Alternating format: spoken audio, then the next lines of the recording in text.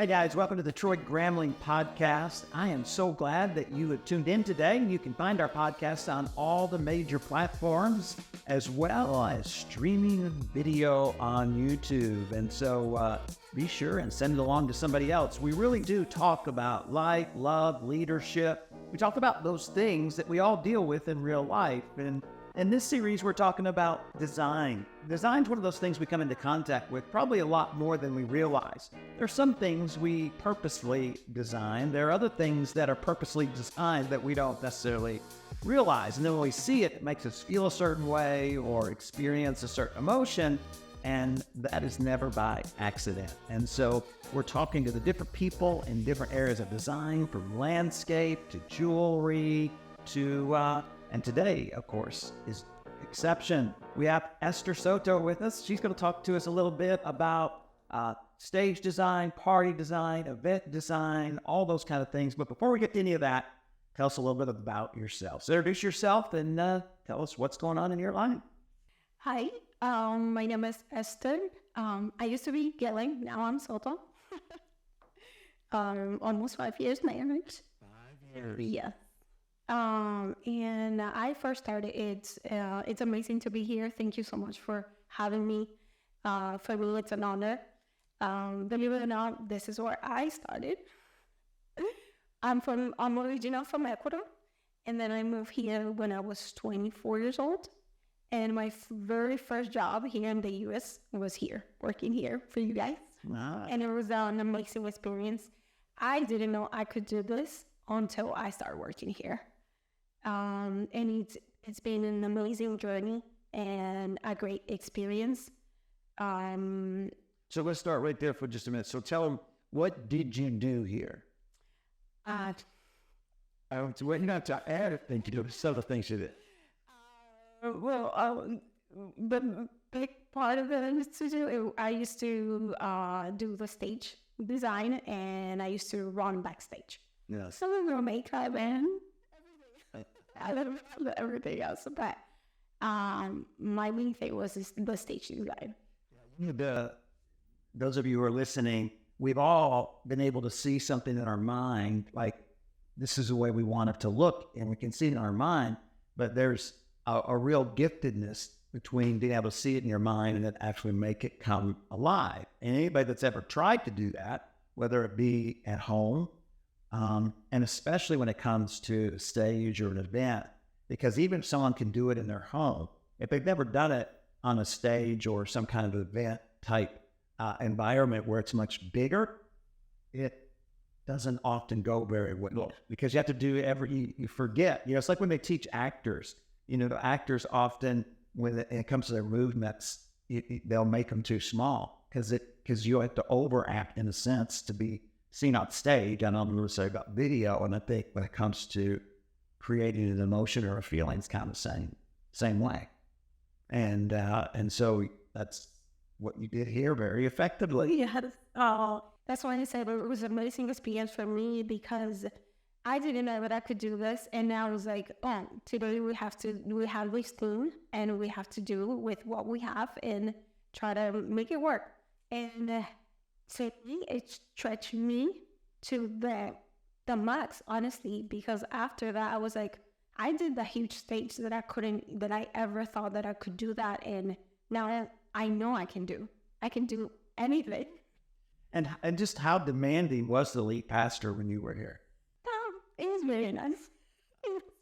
Some people tend to think different. I'm not using. Honestly, for me, like I said, it was an amazing platform, and I can thank you guys enough because this was my beginning. This is where I was born as an artist, honestly.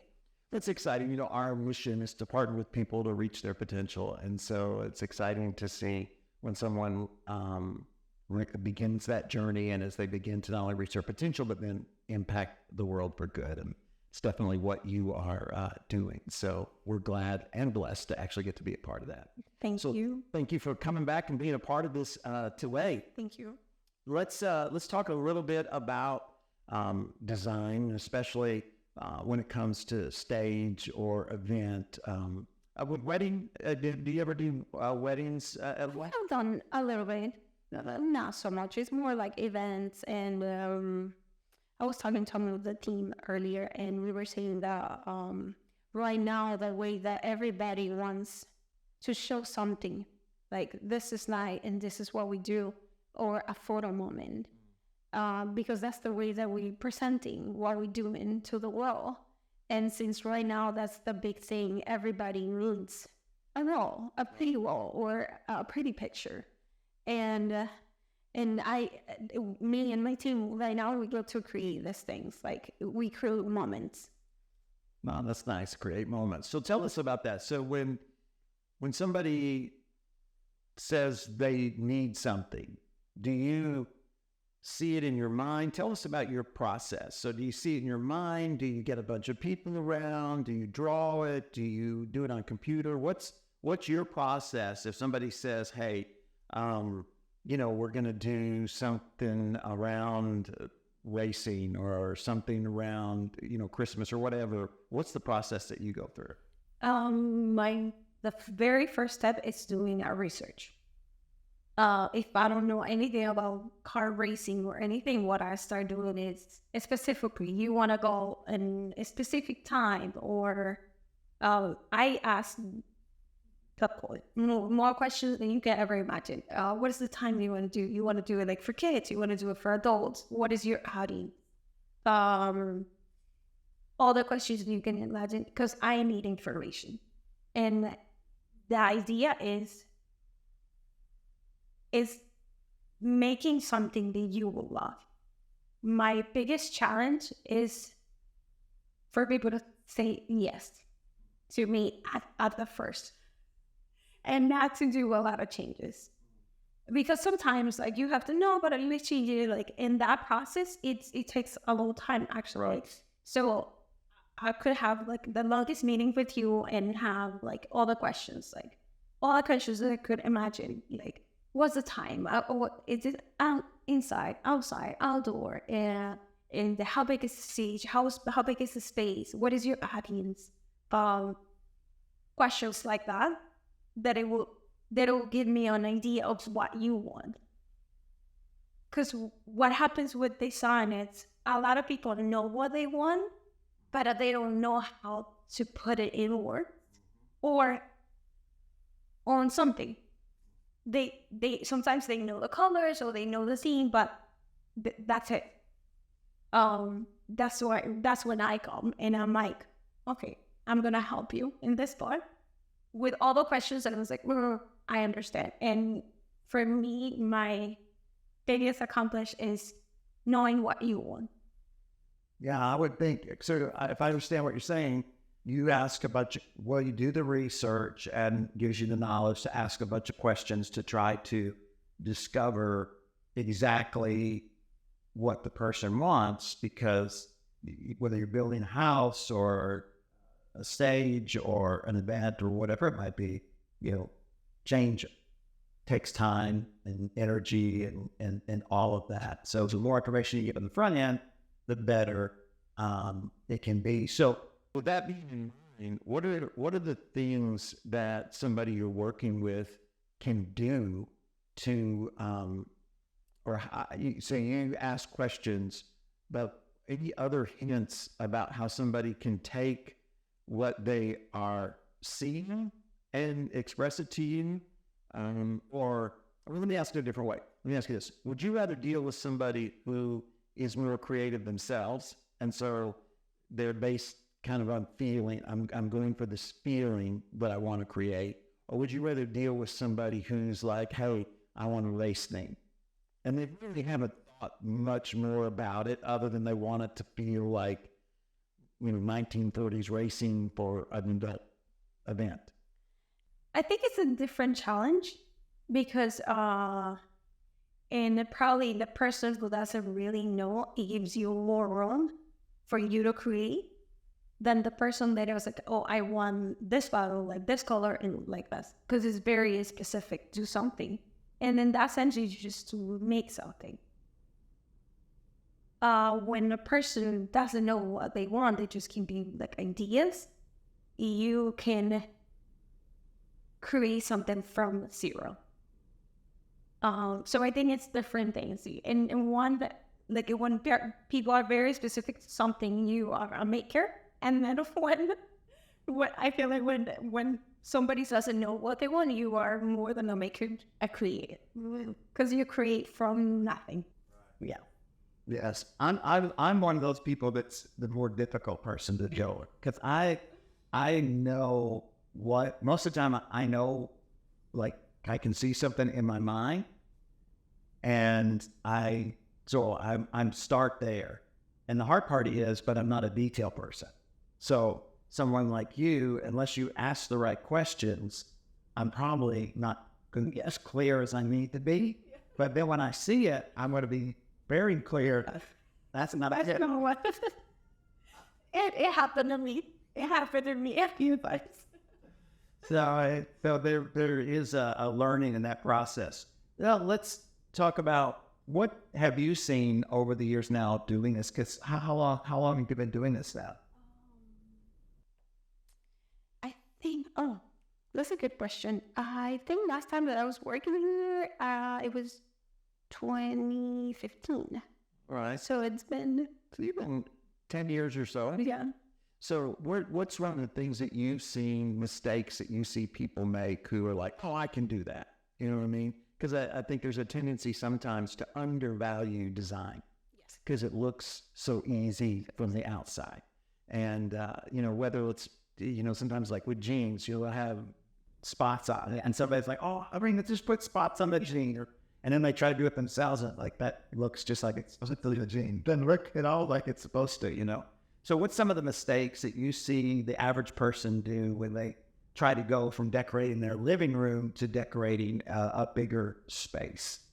I think, honestly, design in general, I don't think a lot of people have the culture of what is designing. Because especially right now with a DIY, everybody can make anything. And we can all make it look pretty on Instagram. Because that's the reality. We edit it, we copy, we do this, like, it's pretty. We did it. But it's so bad. You're gonna see the lines, you're gonna see the strips, you're gonna see like, oh, like it wasn't that clean. But in picture, it looks nice. I think it's that you're gonna pay for what you're gonna have.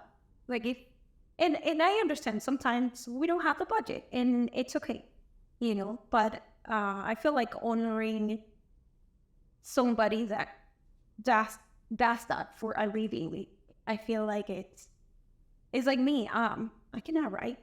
I don't know. I don't know how even I'm speaking right now because I'm not the greatest. But if I'm talking to somebody and I'm listening what they want, I'd be doing a drawing and I can get you ideas because that's my language. That's what I do. But if you put me to write a song, I'm not gonna be able to do that.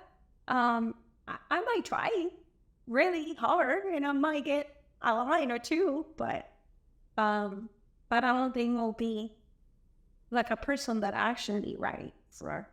But I don't think a lot of people have the culture of design. What design? Because it's like, oh, we see a picture on Pinterest. Oh, I can do it. Oh, I can do it. And a lot of people copy. Which is not necessarily bad, but it's different than designing something for purpose. Yeah, because the designer, what it does, it makes sure that not just that wall looks good, but like it looks good with the other one, with the furniture, with or not just a room, but like with the space, with the crowd in your stage. Oh, people are gonna be able to see it from here. Are you gonna be able to see the ceiling? What are you? What are you performing? Who's gonna be standing in front of them? Right. And all those things that you have to do, not just like, oh, we're gonna make it look pretty here. What about the front? Right. So design, when you think about it, it's about the art, but it's also about much more than that. Depending on what the art is there for. And so if we were to, a lot of what you do is to expand beauty and design. But if we were to make it really, really small, now those of you who are listening online, you can't see, and those of you on YouTube, I don't know if you can see, but here in the room, we've got, right behind you, there's a couch, okay? So let's say, we're not going to design the room, we're not going to put the couch in the room, we're just going to decorate that couch, okay?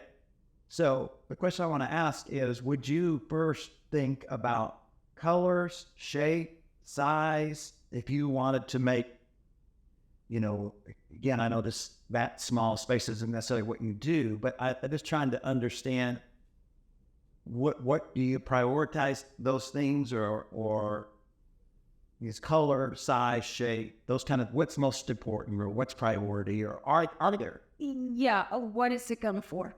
Like, what are you going to use it for?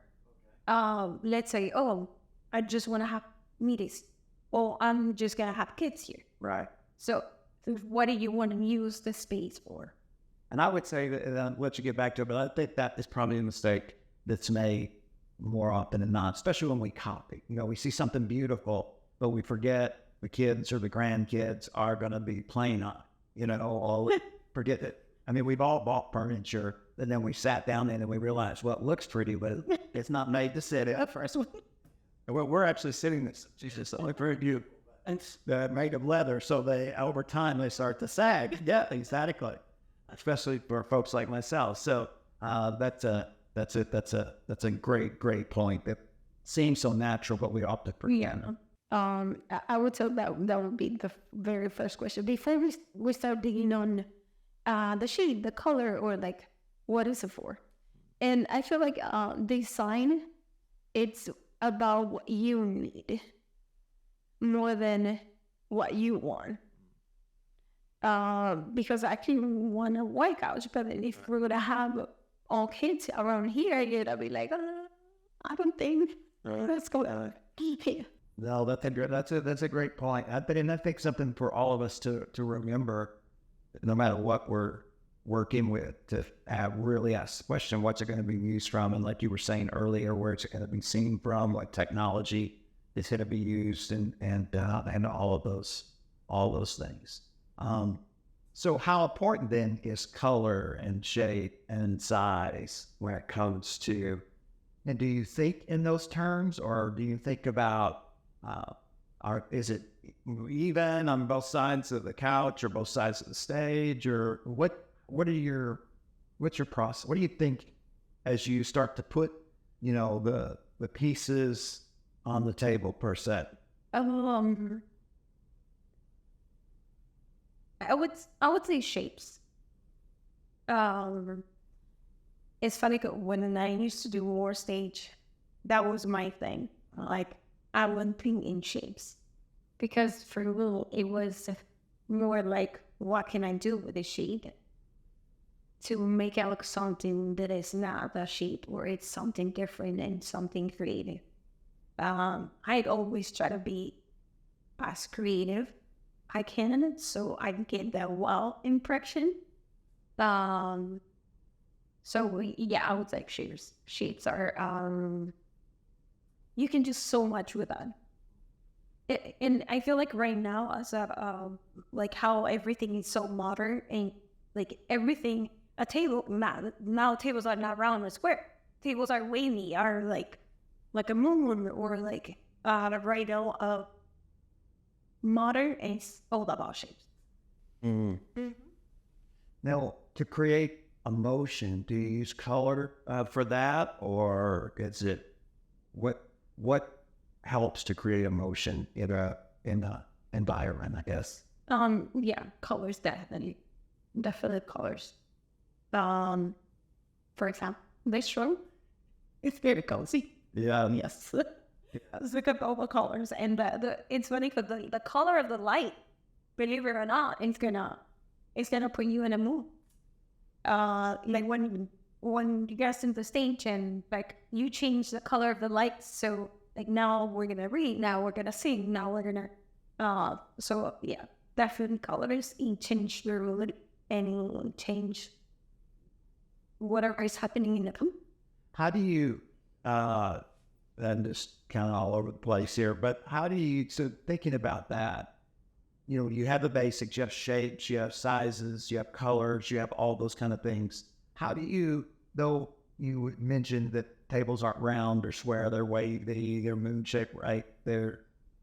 So things are always kind of evolving, and sometimes they circle back around, those kind of things. But then we all are who we are. So how do you, or do you, I guess, do you have a style that's the Esther style, and that's part, you know, if somebody hires you, they're going to get the Esther style, or do you, are you trying to, you try to break out of what, because we've all had a style in whatever we're doing, right? Somebody has a clothing style, right? And every time you see them, it may be different colors or whatever, but it's like, I can see them wearing this, I can't see them wearing that. So do you intentionally sometimes try to say, I'm going to do this different than I normally do it because I don't want to get, you know, put into this box? Or do you embrace that this is my style? I think right now, since a lot of people see a picture and they want to do exactly the same thing, I always try to suggest, because at the end of the day, the clients are, you know, they're the party. So I try to give them another option. What Esther do? Right. So I mean, and I would say that's because you're a true creative. I mean, in other words, part of the joy you get is from creating. Even though it might be easier if I say, I want a square pillow, you can pick the pillow, but I want a square. You know, the more creativity you have, you just naturally, it seems like you mean in that direction as far as enjoyment. I really enjoy what I do. Even though I work a lot of hours, but I really enjoy what I do. I really love. I'm so happy that God gave me this gift, because, like I said, it saved me to be who I am, to be the happy person I am, to be who I am. And every single project and every single thing that I do, I try to do my best because it's my name. And I take the really honor and I'm really proud of what I do. And I try my best to give you the best. So did you, and any of your parents see this gift, or are you, or in your family, or? No, it's funny because my brother and my sister, they work with me. I have a twin sister, and she was the one who always helped me after working here. And I would get a project, I'm like, her name is Wayne, and I'm like, Lenny, tell me, we have to do this. And she'll be like, okay. And she would always be my go-to. Like, we need to do here, go here. Even here, I have her here volunteering in a lot of turns. And then my brother used to live in Ecuador. And every time that I would have a big project, I would call him and I say, hey, I'll fly you, come over here and come work with me. And he will come whenever I had a big project. And now we both work with me and with a family business. Yeah, which has its good days and bad days, I assume. And it's funny because when I got married, my husband used to be a barber. He used to own the shop, but I didn't know that he was gonna work with me at all. And again, I had my baby, and I had a huge project to finish my kids' ministry in a church in Miami. And I was like, I'm not gonna make it. I already hired so many people. I'm not gonna make it to the line. I need your help. He was like, okay, I'll go help you. He comes help me, and he was like, amazing. And I was like, where did you come from? And he was, and a lot of times when I'm in projects, the client, like everybody was like, oh, Esther, what about here? What can we do over here? So a lot of times I get too distracted to talking to the clients or people around me. And so they put me a lot of work, some working. And so that time he was there and he was like, no, we have to finish here. No. So he was leaving everybody else, the whole team that was working with us. And I was just so impressed. And I was like, no, this is the guy that I knew. I have it right. And honestly, for me, it has been only God, because I didn't know. I didn't know. And then one day we were talking and he's like, what do you think? We can do this as a living. And I'm like, I'm leaving with us. So, yeah. So then what's the company called? E&E Creative. E&E Creative Design. Yeah. It's E because I'm Esther and E there. All right. So we got just a few minutes left, but tell me, what have you learned about people, especially once you went into business? So you did ministry here, and I'm sure you learned a lot about people in ministry, but then you started your own business. What have you learned about people, good or bad, as a result of being an entrepreneur and a small business owner? I think it's not easy because everybody's different, but I think for me and my company, we're now where we are, like the actual shop or the actual office, I feel like the people that work with us, it's who we are. I feel like I could design or I could do this, but I cannot do it by myself. If I don't have the people that I have right now, I wouldn't be able to do more projects. And so I feel like for me, my husband, and our company, I feel people is the most important part. That before COVID, after COVID, are people, what change have you seen in the people that you deal with post-COVID as before COVID, if any? Have you seen any difference? Are people more frustrated, less patient? They're more patient? Are they happier, sadder, fearful to take, because again, spending, because we tend not to value design, we often don't spend money on it. Mm-hmm. Yeah. So have you seen a difference in people pre and post COVID? I feel like people are more, they want to do more. I feel like since everybody was locked out, I feel like now it's like, we want to do more. We want to have the time to do this. What we didn't do, we could do. I feel like people want to get out. People want to be around people. So I would think. Well, good. So that's good for business, especially. So tell us the name of your business and exactly what it is you do, especially if someone out there listening would like to put you to work. The name of our company is E&E Creative Designs, and we create moments for events and corporate events, and we also design spaces, walls, and commercial spaces. So you said you did a children's for a ministry, a children's area. Yeah. So that's pretty cool. And I'm sure if they go to your website, you have a website or Instagram. Yeah. So tell us the website. E&E Creative. E&E Creative. I'm sure they can see images of some of those things. And then also you've done things not only when you were doing ministry for us, Christmas a few years ago. And was that during COVID? I can't remember, before COVID. Yeah. But anyways, they did a great job, and we appreciate that. And that wasn't an easy one. That was a lot of styrofoam and all those kind of things. So, and we're not always the easiest clients to work with, but you did a great job. It's been a pleasure always. Believe it or not, the tough guys are the ones who stretch me more, and I want to perform better. Well, we're always here. Thank you. Hey guys, I want to thank you so much for being here. I want to thank Esther for hanging out with us. And we learned a little bit more about design, especially when it comes to spaces, when it comes to events, all those things that we're all part of, that we all experience, and they all impact us. Don't forget, spread the word. We're on all the major platforms as well as video format on YouTube.